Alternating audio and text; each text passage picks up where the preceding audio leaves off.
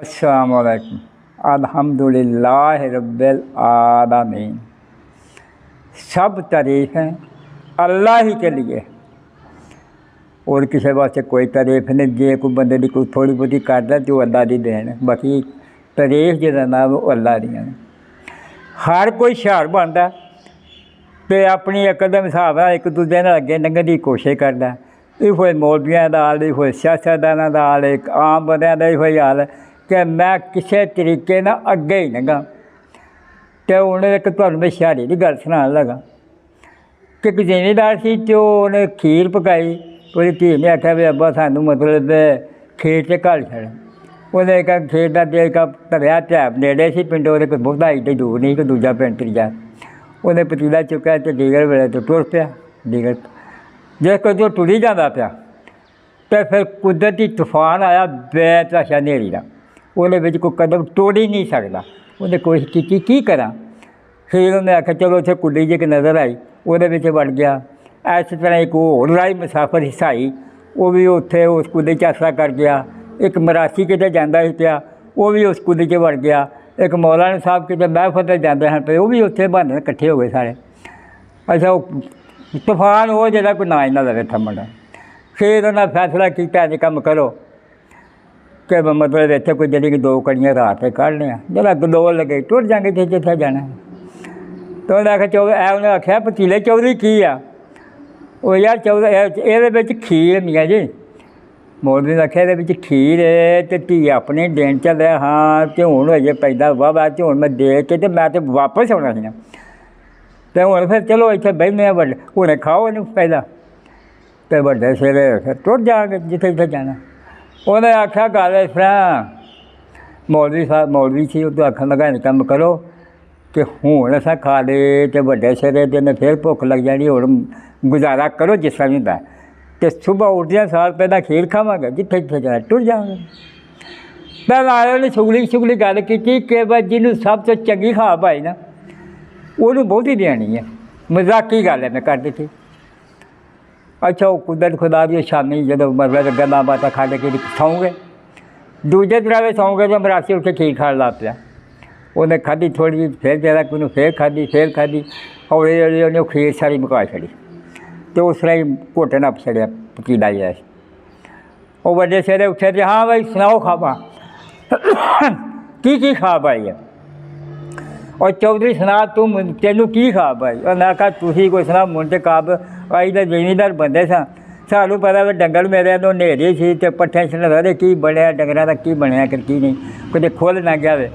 तो मैं उत्थे गया तो डंगर बंधे ही सन खाद के मैनू रब उत्थे लै गया। पट्ठे छे खिदरे कोई सुहारा सूरा किया तो बस ठीक हो गया। उन्हें आखा चलो हाँ जी। वो पादरी ने पूछा हाँ भाई तू सुना की वेख्या अज रात खाब च? उन्हें आख्या वेखना कि परेशान तो तुहानूं पता सी सारे बड़े तो मैं भी परेशान सा बेबा तो बड़ा ही तंग सा। तो फिर मैं कम किया मैं आखा यार यसू मसीह तो मैनू अपना भी वहाँ छड्ड तू अज इन्नी मुसीबत बेशक मगरों जान कर ले। उन्हें सद लिया मैनू कुदरत अल्लाह दी पहले समान तो मुझे रब लै गया। पता नहीं किस मैं जो देखा तो अपने पहले समान पर उत्थे यसू मसीह नाल मुलाकात हुई है। तो मुलाकात हुई है तो जब मैं अगों कोई गल करनी ही तो तुहां उठा लिया। उन्हें आखा अच्छा जी तुहाडी जी मुक्की हुण जी मौलाना साहब तुसीं तुहानूं की खा पाई है? उन्हें आखा खाब की दसनी मैं जाके तकरीर मैं करनी सी किते नबी करीम सल्लम दी वलायत के बारे च मतलब जो रबीउल अव्वल महीना ये बारे च। तो मैं आख्या या अल्लाह मैनू उत्थे तकरीर तो करने दी चीज़ों मैं जी याद की है वह मैनू नक्शा ही विखा दे। अल्लाह ने मैनू सारा ही नक्शा विखा दिता। हाँ जी तो बड़ा खुश हाँ ना भुख लग पे मरासी अकला शुक्र ये भी भुखा वो भी भुखा तो सारी सही हो गई। उन्होंने आखन लगे वो मरासी की बारी आई।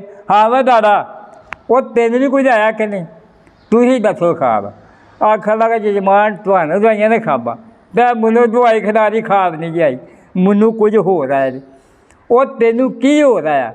आंदा जो तुम सारे सौ गया ना तो काला धूत फरिश्ता पता नहीं फरिश्ता की बला से हथ वाले च मत्यार फड़ी है। उन्हें मैनू होज कराई उठ मरासिया खीर खा। और मैं आख्या यार इन्ज ना करो सारे ने छा नहीं आख्या खा। मैं त्रीजा किस्सा खाधी है, जैसे खाधी तो मैं कोई दत्ता ने लत्त मारा मौलवी भी कोई ना होश करना, साई नूं कितना वो भी कोई नहीं होश कर, जिमीदार ने भी चौधरी ने भी बथेरे ठुड्डे मारने भी चलो उठ, मैं उठ बैठा तो मेरी मजबूरी तुसीं जागो तो कट्ठे खा लीए।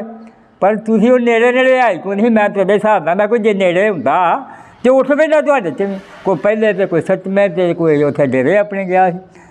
तो फिर उन्हें गल मैं गल्लां च बड़ा आस्ता आस्ता खाधी, मैं किसे तरीके जान छुटे। खैर नहीं, जो खीर अजे थोड़ी जी मतलब त्रीजा सा खाली फिर आता तेन खा, फिर मैं लग पिया खा। और मैं आख्या जजमान थोड़ा जिहा रह गया कम तो चल उन्होंने कोई बुरकी दान मारना, मैं तेन जो आख्या खा। अगर साह चौधरी जी मेरा निकल पानी है, बड़े जान ढंग जे, तो मैनू उन्हें सारी खुआई छड़ी। वो पतीला देखा तो सचमुच खाली का खादा। जेड़े भी बंदे मतलब कोई भी सियासतदान, कोई भी मौलवी, कोई भी जो अपने आप से होशियार बनता ना, तो अज तक कोई फैसला नहीं कर सकिया कि सब तो तेल केड़ा ते केड़ा होशियार है।